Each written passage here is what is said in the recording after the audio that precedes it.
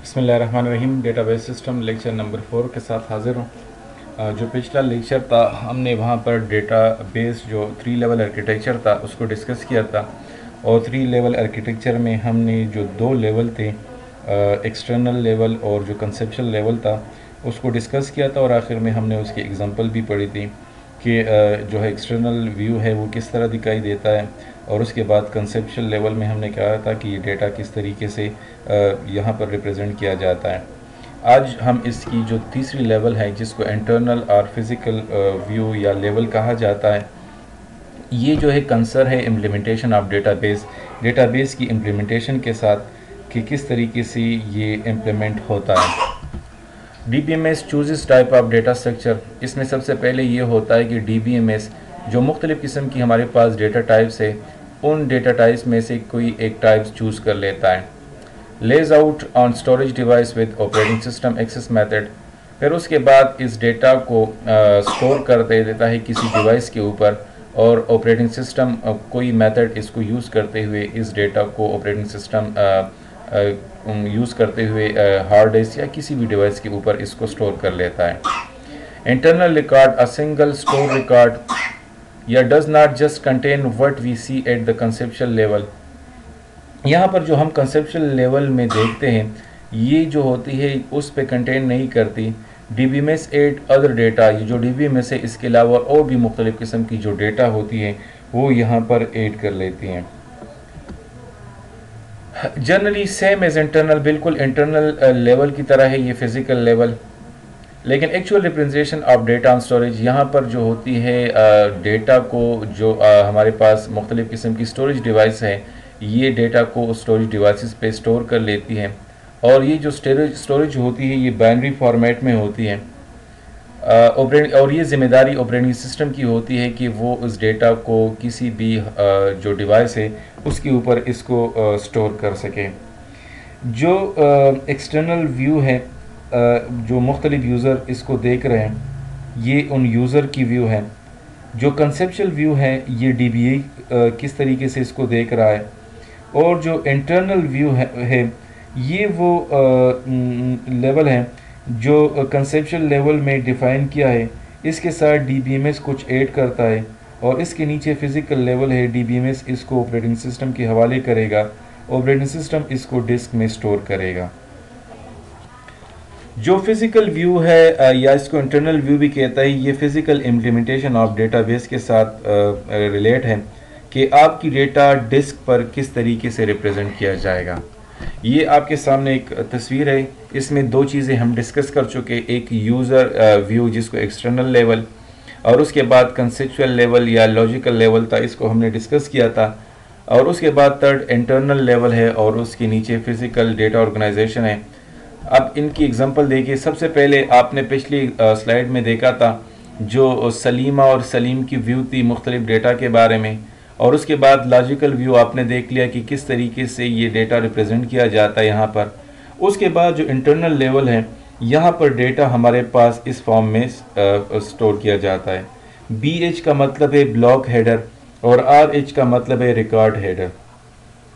When internal level converted into binary, this is finally stored in device। यानी यहाँ पर ये जब इसको कन्वर्ट किया जाता है बाइनरी में तो आखिर में ये डिवाइस पर स्टोर हो जाती है। तो यहाँ पर आप देखिए ब्लॉक हेडर है, ये शुरू हो गया, और यहाँ से रिकॉर्ड हेडर, तो यहाँ पर राना असलम, उसके बाद ये आपको 120,970 जो नज़र आ रहा है ये क्या चीज़ है, ये 12,970 है। इसके अलावा 5 जो है डिपार्टमेंट नंबर है, और डिपार्टमेंट ID D001 है। ये रिकॉर्ड ख़त्म हो गया तो दूसरा रिकॉर्ड शुरू हो गया, रिकॉर्ड हेडर, उसमें मारिया का नाम है, मारिया वास्ती, और इसी तरीके से ये डेटा है। और नीचे आप देख रहे हो कि उस डेटा को फिर हम स्टोर कर लेते हैं किसी डिवाइस के ऊपर, तो डिवाइस के ऊपर जब स्टोर किया जाता है तो फिर इसको बाइनरी फॉर्म में कन्वर्ट किया जाता है, और ये रिस्पॉन्सिबिलिटी ऑपरेटिंग सिस्टम की होती है कि किस तरीके से इसको कन्वर्ट किया जाएगा। उसके बाद हमारे पास एक टॉपिक है जिसको डेटा इंडिपेंडेंस कहा जाता है, और हमने पहली स्लाइड में भी पढ़ा था कि जो डेटाबेस अप्रोच की एक फ़ायदा है उनमें से एक फ़ायदा डेटा इंडिपेंडेंस का है। फाइल प्रोसेसिंग सिस्टम में ये एक मसला था कि वहाँ पर डेटा प्रोग्राम डिपेंडेंट होते थे। अगर आप किसी एक में चेंज करते थे तो दूसरे को भी आपने चेंज करना होगा। तो वहाँ पर डेटा प्रोग्राम डिपेंडेंसी का प्रॉब्लम था, और डेटाबेस की जो हमारे पास बिग एडवांटेज है वो यही है डेटा इंडिपेंडेंस की। या हम ये कह सकते हैं कि this is the outcome of 3 level architecture, जो डेटा इंडिपेंडेंस यहाँ पर हमारे पास है। Immunity of application to change in storage structure in access strategy. Immunity of application है जिसमें हम क्या करते हैं, जो स्टोरेज स्ट्रक्चर है इनको चेंज करते हैं, और जो स्ट्रेटजी है वो एक्सेस स्ट्रेटजी यहाँ पर यूज़ करते हैं। इम्यूनिटी का मतलब है प्रोटेक्शन। सो ये क्या करता है, एप्लीकेशन में से जो चेंजेस होती है स्टोरेज के अंदर स्ट्रक्चर में, एक्सेस स्ट्रेटजीज है उनमें से इसको प्रोटेक्ट कर देती है।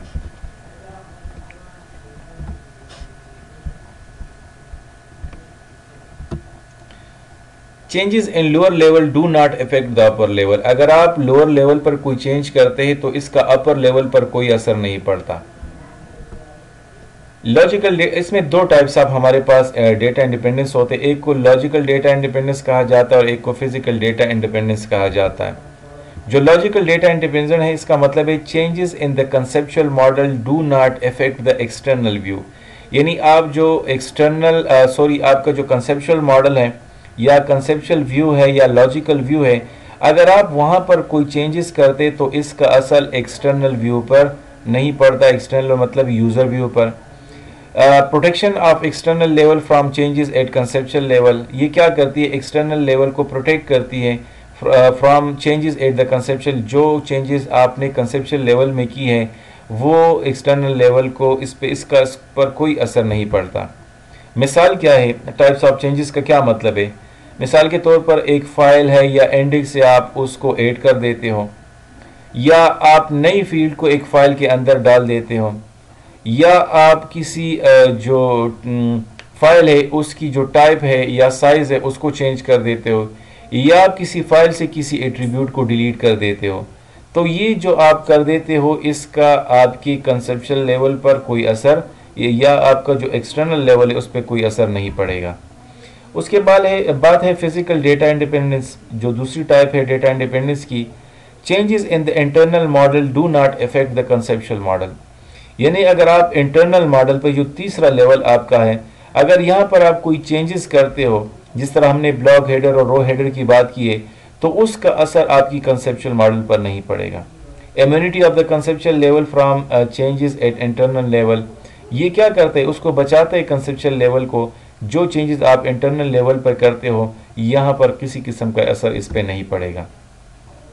मिसाल के तौर पर फाइल ऑर्गेनाइजेशन चेंज करना, जिस तरह आप लोगों को नाम है मुख्तलिफ किस्म के फाइल ऑर्गेनाइजेशन है, सीक्वेंशियल है, रैंडम है, तो ये मुख्तलिफ हमारे पास फाइल ऑर्गेनाइजेशन मेथड है। अगर आप एक फाइल ऑर्गेनाइजेशन से किसी दूसरे में चले जाते हो तो कोई प्रॉब्लम नहीं है। इंडेक्स इम्प्लीमेंटेशन करते हो, हैश ट्री मुख्तलिफ किस्म की हमारे पास है, अगर ये चेंजेस आप करते हो तो इसका कोई असर नहीं पड़ेगा। या आपका डेटा जो है वो आप स्टोरेज को चेंज कर देते हो एक जगह, मतलब एक स्टोरेज के बजाय किसी दूसरी जगह पर आप इसको स्टोर करते हो, तो ये चेंजेस है और ये इंटरनल लेवल पर होते हैं, तो इसका आपके कंसेप्चुअल लेवल पर कोई असर नहीं पड़ेगा। उम्मीद है इंशाल्लाह आप लोगों को जो 3 लेवल आर्किटेक्चर है उसके बारे में थोड़ा सा इल्म हुआ होगा। इसमें जो 3 लेवल आर्किटेक्चर हमारे पास है, इसमें 3 किस्म के आर्किटेक्चर है, एक एक्सटर्नल है, एक कंसेप्चुअल है और एक इंटरनल है। एक्सटर्नल यूज़र व्यू है, कंसेप्चुअल हमारे पास जिसमें एंटिटीज़, एट्रीब्यूट्स और उनके रिलेशनशिप है। इंटरनल लेवल हमारे पास जो 3rd लेवल है जिसमें हमारे पास जो डेटा होती है वो जिस तरह आपको मैंने बात बताई, ब्लॉक हेडर, रो हेडर, इस फॉर्म में ये स्टोर होती है, और आखिर में उसके बाद जो डेटा होती है कन्वर्ट हो जाती है बाइनरी फॉर्म में, और ये जो रिस्पॉन्सिबिलिटी ऑपरेटिंग सिस्टम की है फिर इसको मैनेज करता है और किसी डिवाइस के ऊपर इसको स्टोर कर लेता है।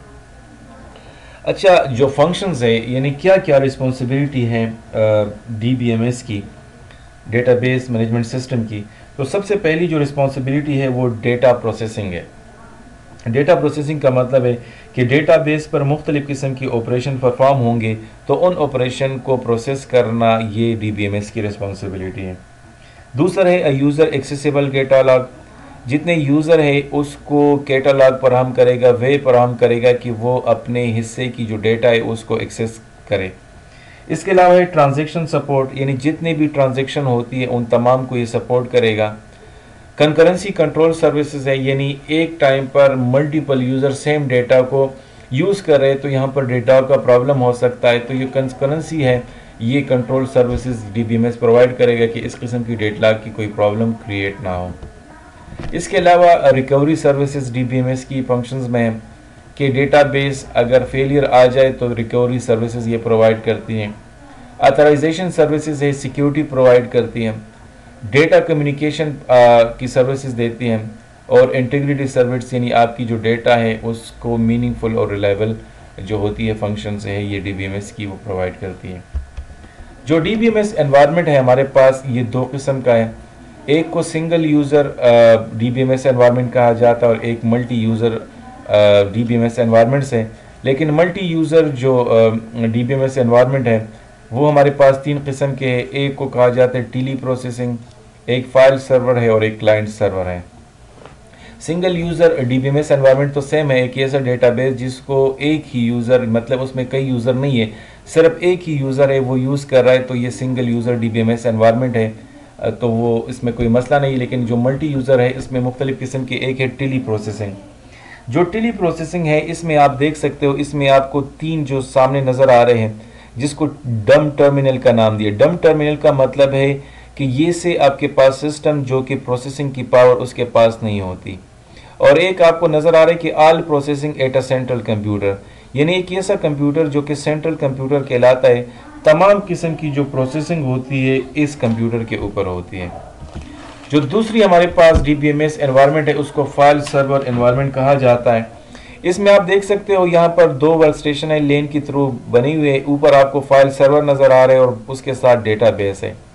फॉर एग्जांपल जो आपको राइट साइड पर वर्क स्टेशन नज़र आ रहा है ये किसी डेटा के लिए रिक्वेस्ट कर देता है, वहाँ पर फाइल सर्वर के पास रिक्वेस्ट चला जाता है, वहाँ से फाइल सर्वर उसकी जो फाइल है उसको रिटर्न कर देती है और वर्क स्टेशन को मिल जाती है। लेकिन इसमें ये मसला ये है कि ये पूरी की पूरी डेटा को दोबारा फाइल को रिटर्न कर देती है। अब चूंकि इतनी ज़्यादा डेटा ये रिटर्न कर देती है तो यहाँ पर जो लाइन होती है, जो मीडियम होती है, इस पर रश हो जाता है, ट्रैफिक बहुत ज़्यादा हो जाती है और यहाँ पर डेडलॉक का प्रॉब्लम या जो डेटा स्लो हो जाता है तो ये प्रॉब्लम होती है। यानी इसमें आप स्पेसिफिक डेटा को रिट्रीव नहीं कर सकते। आप फाइल सर्वर को जब भी रिक्वेस्ट करते हो तो ये आपको पूरी की पूरी डेटा दोबारा रिटर्न करेगा, जिससे ट्रैफिक का प्रॉब्लम यहाँ पर क्रिएट होता है। इसके अलावा जो थर्ड नंबर पर हमारे पास है DBMS की जो मल्टी यूज़र DBMS एनवायरनमेंट है वो है क्लाइंट सर्वर एनवायरनमेंट।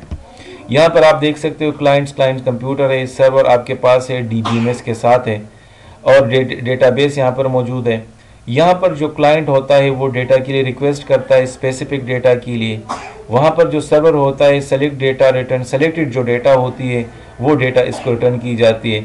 तो जो फाइल सर्वर में हमारे पास ख़राबी थी वो ख़राबी क्लाइंट सर्वर ने दूर कर दी और इस एनवायरनमेंट में आप जिस डेटा को भेजना चाहते हैं, जिस डेटा के लिए आप रिक्वेस्ट करते हो वही स्पेसिफिक डेटा आपको रिटर्न की जाती है। सो आज का जो हमारा टॉपिक था 3 लेवल आर्किटेक्चर में, जो हमारे पास थर्ड नंबर पर लेवल था जिसको इंटरनल लेवल कहा जाता है, उसको हमने डिस्कस कर लिया। उसके बाद हम डेटा इंडिपेंडेंस की तरफ आ गए कि डेटा इंडिपेंडेंस क्या चीज़ है और उसकी जो दो टाइप्स है, लॉजिकल डेटा इंडिपेंडेंस और फिजिकल डेटा इंडिपेंडेंस, उसको हमने डिस्कस कर लिया।